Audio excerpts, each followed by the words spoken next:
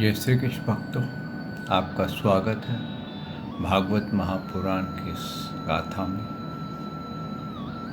वसुदेवं सुतं देवं कंसचारूरमर्दनं देवकी परमानन्दं श्रीकृष्ण वन्दे जगद्गुरु।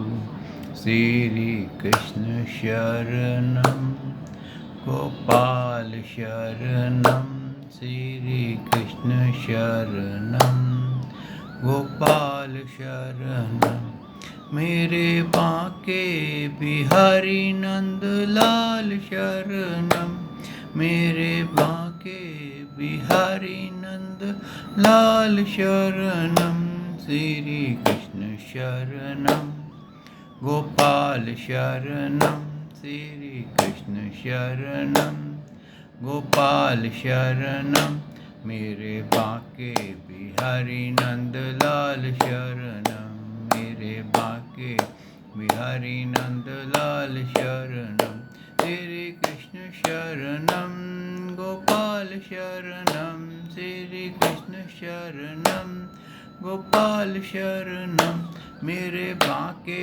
बिहारी नंदलाल शरणं मेरे बांके बिहारी नंदलाल शरणं श्री कृष्ण शरणं गोपाल शरणं श्री कृष्ण शरणं गोपाल शरणं मेरे बांके बिहारी नंदलाल शरणं मेरे बांके बिहारी नंदलाल शरणं। बोल भगवान श्री कृष्ण की जय, श्री नंद के लाला की जय, श्री देव की नंदन श्री कृष्ण की जय, श्री द्वारकाधीश भगवान श्री कृष्ण की जय। बोल देवादिदेव पूर्ण ब्रह्म भगवान श्री कृष्ण की सदा ही जय। जय श्री कृष्ण भक्तों, आपका स्वागत है भागवत महापुराण की इस गाथा में। हम चतुर्थ स्कंद का 29वां अध्याय का अध्ययन कर रहे हैं, जिसके अंदर नारद जी ने ये ज्ञान दिया कि जीव जो है ये ऊंची नीची योनियों में क्यों भटकता है, इसको ऐसा क्या मोह हो जाता है और कौन इसको मुंह में डालता है। वो सारे उन्होंने इसका संशय निवारण किया है। भक्तों, इसीलिए मैं कहता हूँ कि आप जितनी बार इसको पढ़ेंगे, जितनी बार ये वीडियोस देखेंगे, सुनेंगे, रिपीटिशन करेंगे, तो आपको कुछ समझ में आएगा। वरना आप कहते हैं ना, एक तरह से बस एंटरटेनमेंट करी 10 मिनट की या 15 मिनट की, तो आप वो एंटरटेनमेंट करते रह जाएंगे, लेकिन ज्ञान चक्षु नहीं खुलेंगे। और भागवत जी का और गीता जी का उपदेश यही है कि सोए हुए जीव के ज्ञान चक्षु खुल जाए। हम आत्माएं सोई हुई हैं, मोह में सोई हुई हैं, हम परिवारवाद में सोए हुए हैं, हम धन कमाने में सोए हुए हैं, हम इस बात में सोए हुए हैं कि हमारा नाम बहुत ऊंचा हो। बड़े बड़े जो नाम थे जिसके आपने हिस्ट्री पढ़ते थे, आज वो नाम कहाँ गए पता भी नहीं। कई तो ऐसे बड़े बड़े नाम होंगे जो उस टाइम पर बहुत मशहूर होंगे, लेकिन उनको लोग जानते भी नहीं होंगे। अभी आप जानते होंगे एक के.एल. सहगल हीरो था पुरानी फिल्मों का, जबकि टॉकीज नहीं बनी थी, यानी कि फिल्म में आवाज़ नहीं थी। अब आप आज के बच्चे से उसका नाम पूछो, जबकि वो अपने समय पे इतना मशहूर था कि उसको बच्चा बच्चा जानता था, लेकिन आज आप उसका नाम अपने किसी बच्चे से पूछो तो शायद नहीं जानता। क्यों? कि ऐसे ही नाम आए और चले गए। और हमने अध्यात्म में भी अपने बच्चों को नहीं बताया, ढील दे दी। हमारे अध्यात्म ना जानने के कारण आजकल जो कलयुग को कहते हैं कलयुग है, कलयुग इसलिए है क्योंकि धर्म का पतन हो गया है। और यही कलयुग सतयुग बन जाता अगर इसमें हम सब कोई गुरुकुल जैसे संस्कार देने वाले आचार्य होते, हमारे को पढ़ाने वाले बड़े बड़े ऋषि मुनि होते, तो यही समय आज सतयुग में हो जाता। हम अपनी संस्कृति को भूल गए हैं। हम अपने चमत्कारों के पीछे कुलवान, धनवान और अनेकों नामवान, ज्ञानवान इस चक्कर में पड़े हुए हैं, सिवाय वानों के और कुछ नहीं है। और कंपटीशन में हम डिज़ाइनर कपड़े, designer watches, designer mobiles, designer phones और इन चक्रों में ये दिखावा बहुत हो गया है। वक्तों में एक दिल्ली में एक विश्वविद्यालय की लड़की को मिला था, बहुत गरीब घराने से थी और उसके हाथ में एक आईफोन पकड़ा हुआ था और मेरे ख्याल से उस आईफोन की कीमत 35,000 रुपये होगी, मेरा अंदाज़ा है। तो मैंने उससे पूछा, मैंने कहा तुमने ये जो आईफोन है ये कैसे ख़रीदा है? तो बोली कि मैं आफ्टर स्कूल कॉलेज के बाद मैं जॉब करती हूँ, पार्ट टाइम जॉब करती हूँ और वहाँ से मैंने पैसे बचा करके इसको ख़रीदा क्योंकि मेरे पेरेंट्स इसको अफोर्ड नहीं कर सकते। तो मैं कहा तुमने इतना महंगा क्यों ख़रीदा है? तुम सस्ता फ़ोन भी खरीद लेती, इतने पैसे खर्च करने की क्या आवश्यकता थी, वो तुम्हारे घर में काम आ जाते हैं। कहती है कि ये स्टेटस ऑफ सिंबल है, अगर ये फ़ोन मेरे हाथ में होता है तो कॉलेज के जो स्टूडेंट्स हैं वो मेरे से बातें करते हैं, मेरे से हेलो बोलते हैं, मेरे से चल के बातें करते हैं, और मेरे हाथ में अगर ऑर्डिनरी फ़ोन हो तो मुझे देखेंगे भी नहीं। तो यहाँ पर जहाँ पर भक्तों आपके गुणों को ना देख करके आपके धन को देखा जाए, आपके ऐश्वर्य को देख करके इज्जत दी जाती है, भले ही आपको बात करनी नहीं आती हो, तो वहाँ पर तो उसी को कलयुग बोलते हैं। ये वही कलयुग है जहाँ पर आज मानव की वैल्यू नहीं रही है और मानव ने स्वयं ही अपनी वैल्यू उड़ाई है, ख़त्म की है भोगों के अंदर पड़ के। कि पहले तो खुद भोगों में लिप्त हुआ, फिर दूसरों को दिखाएगा देखो मेरे पास कितने भोग हैं, और अपना वैभव दिखाने लग गया और कंपटीशन स्टार्ट हो गया। अब कंपटीशन ऐसा हो गया कि अब शादियों में भी ये हो गया कि कौन सी गाड़ी दी जाएगी। तेरी शादी में कौन सी गाड़ी आई थी बोला जाता है, अच्छा वो मर्सिडीज़ आई थी, कोई बात नहीं, मेरी शादी में ऑडी लूँगा, और वो अगला बोलता मैं अब रोल्स रॉयस लूँगा। तो इस तरह से भक्तों हमने खुद ही ज्ञान को ख़त्म करके डिज़ाइनर गेम्स लेनी शुरू कर दी। हम लड़की के या लड़के के संस्कार नहीं देख रहे हैं, उसके धन से हम शादी करते हैं। और जब हम धन देख करके व्यापार करेंगे, शादी करेंगे, तो हमारी औलाद भी उसी व्यापार से ही आएगी। जैसा हम बीज बोएंगे वैसा ही बीज हम काटेंगे। तो इस तरह से भक्तों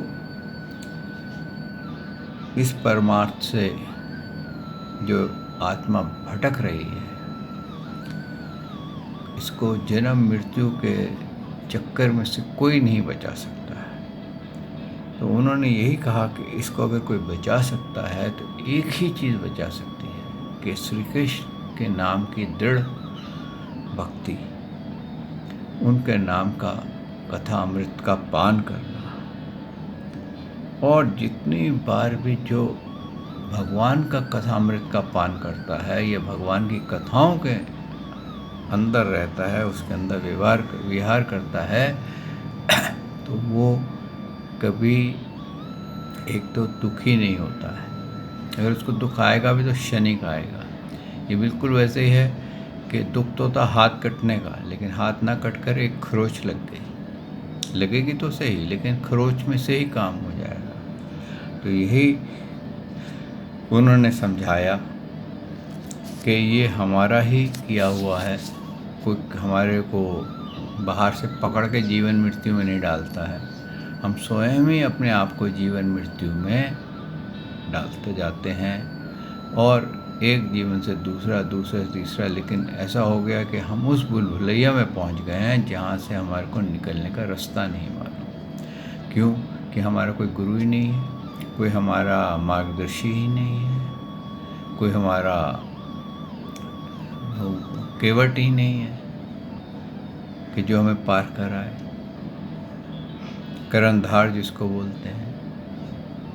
तो इस तरह से भक्तों हम मझधार में फंसे हुए हैं, ना निकल सकते हैं, ना हट सकते हैं, और फिर दुखों के बोझे को लेकर के हम जी रहे हैं। हाँ, बस हमारे लिए एक रॉबर्ट की तरह दिन का उदय होना है और सूर्य का अस्त होना है, और हमारे दिनचर्या में कोई अंतर नहीं आता। लेकिन जब आप भगवान श्री कृष्ण की भक्ति में चले जाएंगे, उनकी लीला कथामृत को सुनेंगे, तो आपके जीवन में हर रोज़ परिवर्तन होने शुरू हो जाएंगे। आपको जीवन से आनंद आएगा, आपको लगेगा कि वाह, ये तो प्रभु ने मुझे अपनी सेवा प्रदान कर दी है। और जब आप इस शरीर का परित्याग करेंगे तो आप प्रभु के ही धाम में जाएंगे। आइए भक्तों, इस भागवत को आरंभ करते हैं। सच्चिदानंद रूपाय विश्वोत्पत्ते आदि हेतवे ताप्तय विनाशाय श्री कृष्णाय वयं नमो नमः। श्री कृष्णाय वयं नमः। श्री कृष्णाय वयं नमो नमः। श्री कृष्णाय वयं नमो नमः। श्री कृष्णाय वयं नमो नमः। बोल भगवान श्री कृष्ण महाराज की जय। जय श्री कृष्ण भक्तों, उन्होंने वारिष्मन को समझाया कि तुमने जो कर्म किए हैं, कांड किए हैं, कि तुम अमर हो जाओगे या तुम बहुत सारा धन संपत्ति प्राप्त कर लोगे, पशु हिंसा की है। और पशु हिंसा का हो सकता है तुमने इस लोक में भी की हो कि इनका मांस खाया जाए। तो ये जितनी भी हिंसा की है, इससे तुम्हारा कोई पुण्य नहीं बढ़ा है, उल्टा पाप बढ़ गए हैं। अब जितनी तुमने हिंसा करी है शक्तियाँ पाने के लिए, ठीक है, वो शक्तियाँ मिलेंगी, लेकिन वो शक्तियाँ क्या हैं? टेम्परेरी है। अगर आपको यह हिंसा करके या इस तरह से कुछ सोमपान करके, कोई पूजा करके स्वर्ग मिल भी जाए, तो आप परमानेंट स्वर्ग में नहीं रहेंगे, टेम्परेरी रहेंगे। बिल्कुल आप इसको ऐसे समझ सकते हैं, हमारी अवस्थाएं होती हैं, बाल अवस्था, युवा अवस्था, फिर उसके बाद वृद्ध अवस्था। तो बाल अवस्था में हम आनंदित रहते हैं, यानी कि हम अच्छे माँ बाप के उसमें घूमते हैं, जो चीज़ चाहिए माँ बाप ले देते हैं। युवा अवस्था में अगर हमारा अच्छा रोज़गार है, हम अच्छा पैसा कमाते हैं, तो हम उसमें युवा अवस्था में शारीरिक आनंद बहुत लेते हैं, कभी थकते नहीं हैं जल्दी। और फिर वृद्धावस्था आती है तो अनेकों पीड़ाएं शुरू हो जाती हैं, और फिर मृत्यु के लिए हर वक्त डॉक्टर, हर वक्त गोली चाहिए। तो भक्तों, आपकी जैसे यहाँ पर अवस्था परमानेंट नहीं है कोई भी, ना युवा, ना आपकी कुमार अवस्था, ना बालक की। एक वृद्ध अवस्था है जो आपको अंत तक रहेगी। लेकिन वो बड़ी पीड़ादायी स्थिति है। उसमें पीड़ा बहुत रहती है, परेशानी बहुत रहती है। कभी पेट खराब है, कभी आंखें कमज़ोर हैं, कभी दिखता नहीं, कभी फिसल गए, कोई बाजू टूट गई, कभी कुछ हो गया, कभी कुछ हो गया। ऐसे ही भक्तों, ये जो भोग हैं, ये क्षणिक भोग हमारे को मिलते हैं, और ये क्षणिक भोग क्या है, इनका समय समाप्त होते ही हम उससे वंचित हो जाते हैं, और फिर हम उसके वियोग में चिंतन करते रहते हैं और डिप्रेशन में चले जाते हैं। ये हर एक के साथ होता है। अब आप देखेंगे भगवान ने क्या कहा है कि सभी धाम, यानी कि ब्रह्मा जी से लेकर के पितरों का, भूत प्रेतों के सभी जितने भी स्थान हैं, ये सब टेम्परेरी है। यानी कि ब्रह्मा विष्णु महेश जी से लेकर के नीचे तक, मानव तक, ये सब टेम्परेरी है। ये समय का फर्क है कि आपका 1 साल, स्वर्गलोक का 1 दिन। ब्रह्मा जी के यहाँ आप जाएंगे तो अगर वहाँ पर आपको 1 दिन का जीवन मिले तो आप 1000 चतुर्युग तक रहेंगे। उसके बाद क्या होगा? फिर वही हालत। तो जीवन मृत्यु से छूटने का उपाय केवल एक ही है, श्री कृष्ण शरणम गोपाल शरणम गाते जाइए। जैसे मीरा जी को क्या करा था उनके गुरु ने, रविदास जी ने, कि उसके हाथ में एक तारा दिया और बोला बस हरि गुण गाना, यही एक तेरा गुरु मंत्र है। और उसने हरि गुण गाते हुए ही भगवान को पा लिया। कोई वेद, कोई महामंत्र, कोई ऐसा उन्होंने नहीं पढ़ा था। और इस तरह से अनेकों भक्त हुए हैं। आप अगर वृंदावन में जाएंगे तो वहाँ पर सत्य गाथाएं जो बांके बिहारी जी की मिलती हैं, वहाँ पर अनेकों आपको भक्तों की गाथाएं मिलेंगी जिन्होंने कभी अध्यात्म नहीं पढ़ा था, जिन्होंने कभी वेदों का या पुराणों को नहीं पढ़ा था, लेकिन सिर्फ भगवान का नाम उच्चारण करने से ही वो प्रभु को प्राप्त हो गए, क्योंकि उन्होंने सच्चे मन से, पूरी लगन से भगवान को याद किया, ना कि दिखाने के लिए 100 डंडौतें डाली, मालाएं फेरी, तिलक लगाए, कभी ये मंदिर में जाकर के प्रसाद चढ़ा रहे हैं, कभी वो मंदिर में भोजन करा रहे हैं कि मैंने इतना भोजन करा दिया, इतने कमरे बना के दे दिए, इतने खेत दे दिए। हाँ, ये सब आपने दे दिए, लेकिन अहंकार के कारण उसका फल नहीं मिला। आपने इसके बदले भगवान का सच्चे मन से जाप किया होता तो आपको ना तो कुछ देने की आवश्यकता थी, ना कुछ इधर उधर भागने की आवश्यकता थी। तो भगवान स्वयं आपसे आकर के आपके यहाँ भोजन करते, आपके यहाँ प्रेम से बैठते हैं।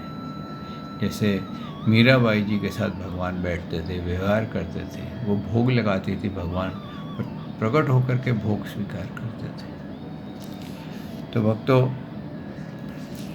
जब तक ऐसी भक्ति हृदय में न उत्पन्न हो तब तक हम भटकते हैं। लेकिन ये भक्ति कब उत्पन्न होती है? जब हम इस तरफ चल पड़ते हैं कि हम भगवान को पाना चाहते हैं, दिखावा नहीं करना चाहते, किसी को बताते नहीं हम कि मैंने आज इतनी माला फेरी, आज मैंने व्रत रखा हुआ है ये कार्य पूर्ण करने के लिए, आज मैंने निर्जल व्रत रखा हुआ है, कि इतने मैं निर्जल व्रत रखता हूँ, इतने मैं ये करता हूँ। ये किसी को बताने की आवश्यकता नहीं। आप करते हैं, बहुत अच्छा है, आप अपने लिए कीजिए। दूसरे को बता के ये मत सोचिए कि वो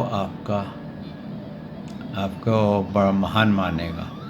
आपके सामने तो आपको महान मानेगा, लेकिन पीछे हो सकता है क्या दिखावा करता है, ये व्रत करते हैं, रात को पानी उठ के पी लेता है। इस तरह से आपके व्रत का पूरा भाव समाप्त हो गया। इसी पर उन्होंने कहा है कि जब तक भगवान इंसान जो है भगवान की भक्ति नहीं करता तब तक वो भटकता रहता है। श्री हरि से जब तक उसको प्रेम नहीं होता तब तक उसको ज्ञान नहीं मिलता। आगे उन्होंने क्या कहा है? श्री नारद जी कहते हैं, पुरुषेट, यहाँ तक तो जो कुछ कहा गया है उससे तुम्हारा प्रश्न का उत्तर हो गया। ये कौन से प्रश्न का उत्तर है? कि जीवन मृत्यु क्यों मिलता है, उसके उत्तर चल रहे हैं। अब आगे का बता रहे हैं नारद जी, अब मैं एक भली भांति निश्चित किया हुआ गुप्त साधन बताता हूँ, ध्यान दे करके सुनो। पुष्प वाटिका में अपनी हिरनी के साथ व्यवहार करता हुआ एक हिरन मस्त घूम रहा है। वह धूप आदि छोटे छोटे अंकुरों को चर रहा है। उसके कान मोरों के मधुर गुंजार में लगे हैं। उसके सामने ही दो जीवों को मारकर अपना पेट पालने वाले भेड़िए ताक लगाए खड़े हैं और पीछे से शिकारी व्याध बीनने के लिए उस पर वाण छोड़ दिया है, परंतु हिरन इतना बेसुध है कि उसे इसका कुछ भी पता नहीं है। एक बार इसी हिरन की दशा पर विचार करो। राजन, इस रूप का आशय सुनो। ये मृत प्राय हिरन तुम ही हो। अब आप भी इसको गौर से सुनिए। तुम अपनी दिशा पर विचार करो। पुष्पों की तरह ये स्त्रियां केवल देखने में सुंदर हैं। इन स्त्रियों के रहने का घर ही पुष्प वाटिका है। इसमें रहकर तुम पुष्पों के मधु और गंध के समान शुद्ध सकाम कर्मों के फल रूप जीव और जनन इंद्रियों को प्रिय लगने वाले भोजन तथा स्त्री संग आदि तुच्छ भोगों को ढूंढ रहे हो। स्त्रियों से घिरे हुए हो और अपने मन को तुमने उन्हीं में फंसा रखा है। स्त्री पुरुष का मधुर भाषण ही भंवरों का मधुर गुंजार है। तुम्हारे कान उसी में अत्यंत असत हो रहे हैं। सामने ही भेड़िए झुंड के समान काल के अंश दिन और रात तुम्हारी आयु हर रहे हैं, परंतु तुम उनकी कुछ भी परवाह ना करके गृहस्थी के सुखों में मस्त हो रहे हो। तुम्हारे पीछे गुपचुप लगा हुआ शिकारी काल अपने छिपे हुए वाणों से तुम्हारा हृदय दूर से ही बीन डालना चाहता है। इसी प्रकार अपने को मृग सी स्थिति में देख करके तुम अपने चित्त को हृदय के भीतर निरुद्ध करो और नदी की भांति प्रभावित होने वाली श्रवण इंद्रियों को, बाहरी वृत्तियों को, चित्त को स्थापित करो, अंतर्मुखी करो। जहाँ कामी पुरुषों की चर्चा होती रहती है उस गृहस्थ आश्रम को छोड़कर परमहंसों के आश्रम श्री हरि के प्रसन्न करो और क्रमश सभी विषयों से विरक्त हो जाओ। देखिए क्या कहा है कि ये सब गृहस्थियों की क्या स्थिति है। जितने भी गृहस्थ हैं हम लोग, उनकी स्थिति बताई है। यहाँ पर आकर उन्होंने राज खोला है कि ये हिरण कौन है जिसके जो बड़े कहते हैं ना खोया हुआ है एक अच्छे गार्डन में, बाग में, जहाँ घास है वो घास चल रहा है और उसको भेड़िए उसकी ताक लगाए बैठे हैं। पीछे से शिकारी बैठा हुआ है अपने बच्चों के साथ, उनके अपनी हिरनी के साथ। हमारे साथ भी बिल्कुल ऐसे ही है। हम अपने बाग में, गृहस्थ के बाग में मस्त है। हमारे को कोई चिंतन नहीं लग रहा, हमें पता ही नहीं चल रहा कि दिन और रात हमारी आयु को समाप्त करते जा रहे हैं। और पीछे काल जो है यानी कि डेथ, वो हमारे उसने बांध छोड़ दिया है जो कि हमारे को लगने ही वाला है। और जो मनुष्य इस स्थिति में अपने आप को लगा देता है, सिर्फ इस आश्रम में अनंत ही, गृहस्थ आश्रम को ही आनंद मानने लग जाता है और ये चिंतन नहीं करता है कि मैं मरने के बाद मेरा क्या होगा, अपनी मृत्यु पे चिंतन नहीं करता है, तो वो उसी गृहस्थ आश्रम के सदस्यों में ही उत्पन्न होने लग जाता है। कभी वो बालक बन जाता है, कभी वो जानवर पशु पक्षी बन जाता है। उसके अंदर अनेकों कार्य उसके अटक जाते हैं और फिर 84 के चक्कर में गिर जाता है। तो 84 का चक्कर इतना खतरनाक है। कहते हैं कि अगर आपको एक दिन एक योनि में डाला जाए, एक दिन सिर्फ एक योनि में डाला जाए, यानी कि आपको 84 लाख योनि है ना, तो एक एक दिन, धरती की बात कर रहा हूँ मैं, एक एक दिन आपको एक एक योनि में डाला जाए तो 23,000 वर्ष के बाद आपका नंबर दोबारा मानव देह का आएगा।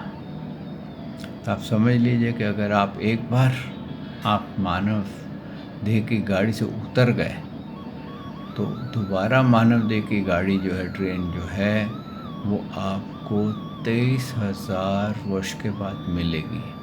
और उस समय कैसी स्थिति हो पता नहीं, धरती पे क्या हो रहा हो मालूम नहीं। और उस समय क्या हो सकता है, कुछ ऐसे धर्म चल गए हों कि अहिंसा ही परम धर्म है, या कोई ऐसा धर्म चल गया हो कि कुर्बानी करना ही बड़ा कार्य है, कोई और चल गया हो जो कि भगवान से बिल्कुल विरुद्ध हो। इस तरह से भक्तों ये क्या कह रहे हैं कि आप जो सो रहे हैं उससे चेत जाओ। आगे राजा प्राचीन बाई ने कहा, भगवान आपने कृपा करके मुझे जो उपदेश दिया है उसे मैंने सुना है और उस पर विशेष रूप से विचार भी किया है। मुझे कर्म उपदेश देने वाले इन आचार्यों का निश्चय ही इसका ज्ञान नहीं है। यदि ये इस विषय को जानते तो मुझे इसका उपदेश क्यों करते। पर मेरे ऊपर ध्यान आत्म तत्व के विषय में मेरे हृदय में जो महान संशय खड़ा कर दिया है उसे आपने पूरी तरह से काट दिया है। इस विषयों में इंद्रियों की गति न होने के कारण भी मंत्रराष्ट्र ऋषि को भी मोह हो जाता है।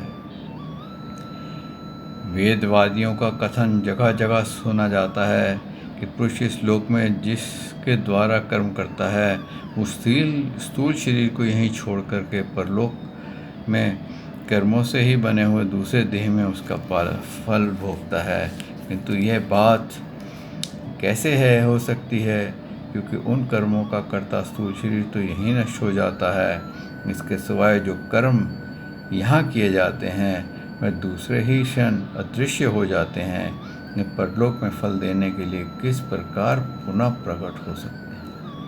ये जो प्रश्न है भक्तों, ये सबके साथ है।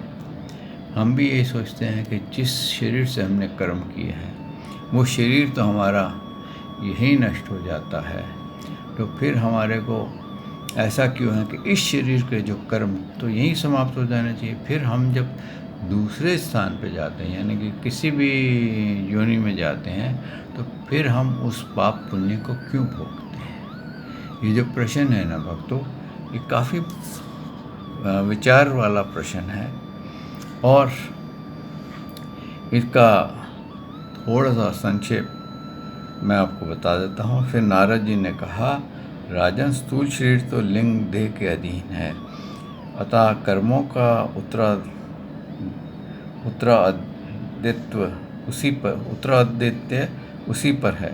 जिस पर प्रधान लिंग शरीर की सहायता से मनुष्य कर्म करता है वह तो मरने के बाद ही उसके साथ रहता है, अतः वह परलोक में अप्रोक्ष स्वयं उसी के द्वारा अनेकों फल भोगता है। क्या कह रहे हैं कि जिस लिंग देह से हम, उसका उत्तरदायित्व उसी पर है, यानी कि उसका उत्तरदायित्व कौन है? लिंग देह है, जो कि मरने के बाद आत्मा के साथ जाता है और वो उस लिंग देह के कारण ये कर्म करता है। यानी कि जो लिंग देह होता है, जिसके अंदर मन, बुद्धि, ज्ञान इंद्रियां, कर्म इंद्रियां जिसके अंदर बनी हुई हैं, वो अलग नहीं होता। ये हमारा बिल्कुल वैसे ही है जैसे हम कार के अंदर बैठे हैं, तो कार के अंदर जब ड्राइवर बैठता है, अगर वो कोई एक्सीडेंट कर दे या कोई बुरा कर दे तो गाड़ी का चालान नहीं होता है, ड्राइवर का चालान होता है। सज़ा जो होती है, अगर कैद में किसी को डाला जाता है तो गाड़ी को नहीं डाला जाएगा, ड्राइवर को पकड़ करके उसको बंद किया जाएगा, उसके ऊपर जुर्माना लगाया जाएगा, सब वही करेगा। ऐसे ही जो हम इस स्थूल देह से जो भी कर्म करते हैं उसका जुर्माना हमारा लिंग दे पड़ता है। आइए भक्तों, यहाँ वाणी को विश्राम देते हैं। कल प्रभु ने चाहा तो आपके सेवा में मैं फिर हाजिर होऊंगा और इसके आगे पान करें। श्री कृष्ण शरणम गोपाल शरणम, श्री कृष्ण शरणम गोपाल शरणम, मेरे बांके बिहारी नंदलाल शरणम, मेरे के बिहारी नंदलाल शरणम, श्री कृष्ण शरणम गोपाल शरणम, श्री कृष्ण शरणम गोपाल शरणम, मेरे बांके बिहारी नंदलाल शरणम, मेरे बांके बिहारी नंदलाल शरणम। बोल भगवान श्री कृष्ण की जय, श्री नंद के लाला की जय, श्री देव की नंदन श्री कृष्ण की जय, हे द्वारकाधीश भगवान श्री कृष्ण की जय। बोल देवाधिदेव पूर्ण ब्रह्म भगवान श्री कृष्ण की सदा ही जय। जय श्री कृष्ण भक्तों।